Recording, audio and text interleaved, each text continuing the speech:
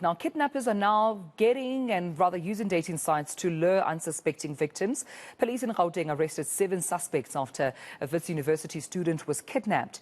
It's all believed he was lured through a dating site Grindr.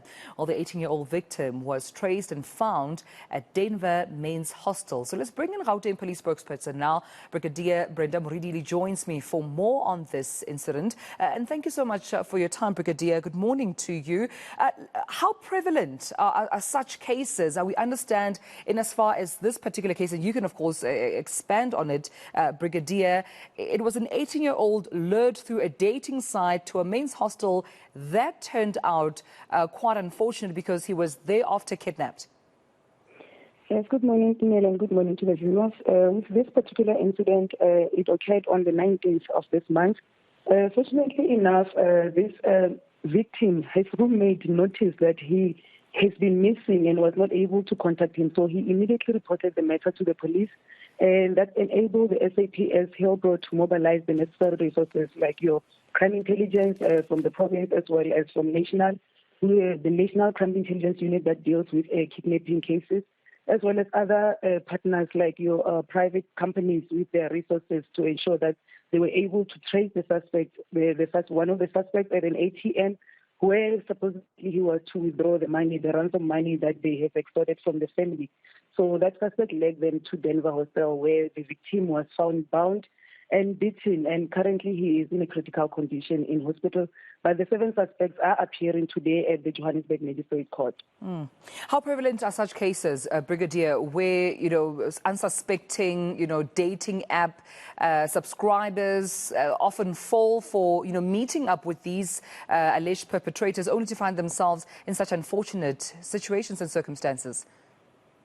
Specifically for Grindr, the dating app is prevalent in the south of Johannesburg, specifically Johannesburg as well as Soweto. We have had several cases that have been reported, and we were able to crack some of those. And we do believe that it's not only one group that is operating. So there are several groups that are operating or using this modus operandi. So with this particular case, the 7 arrested, the police have also call the neighboring stations to ensure that they collect all the dockets with the same modus operandi so that they can be able to link those to this particular suspect.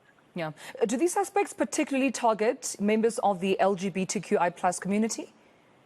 Not necessarily. With this particular app, yes, we would say that, but there are incidences where even, I think day before yesterday, there was an incident of 2 guys, men who were from work. They were stopped, and then the kidnappers tried, but they managed to only get away with one who was shot on the leg, and the other one managed to get away and immediately reported the matter to the police.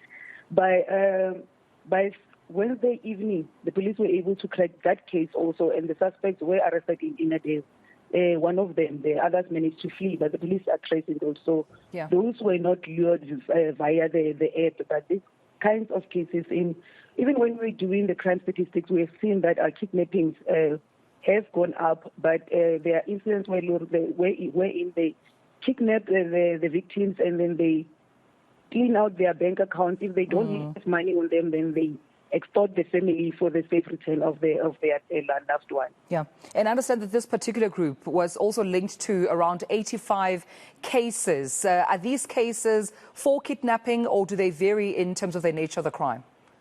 I have to give clarity on that one. They have not yet been linked. Right. The police are trying to link them with the cases that are in this province that have the similar modus operandi. Also, I mean, when we talk about families being, extorted, 30K, I understand, 30,000 rands, Brigadier, correct me if I'm wrong, was the amount that they wanted for this particular 18-year-old student. Do you find that parents do pay the ransom? Do you find that they do negotiate with them? What happens in those situations and as far as the loved ones are concerned?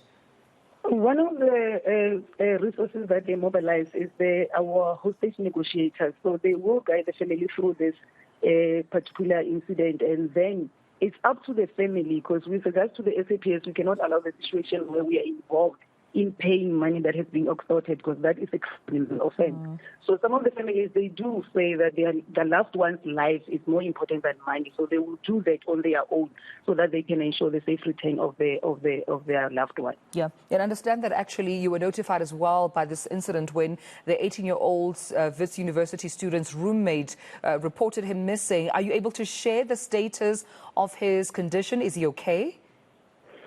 He is in a critical condition. He is still unconscious. He has not even yet given his statement as yet. But the police are monitoring the situation with the medical team. And as soon as he regains consciousness, then the police will be informed. Yeah.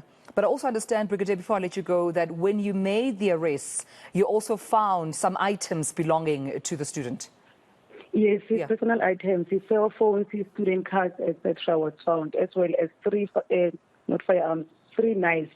Reportedly, those are the ones maybe that the suspect used to threaten him.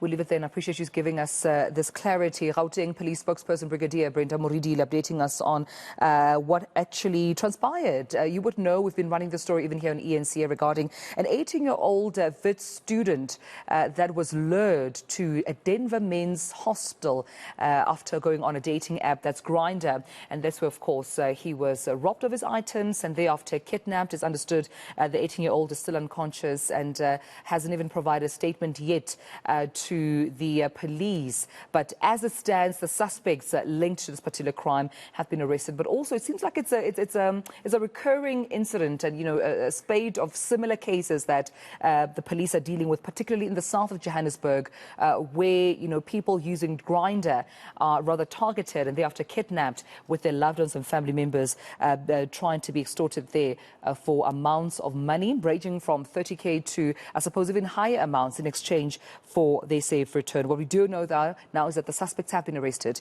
and of course the alleged victim is also in hospital at this stage.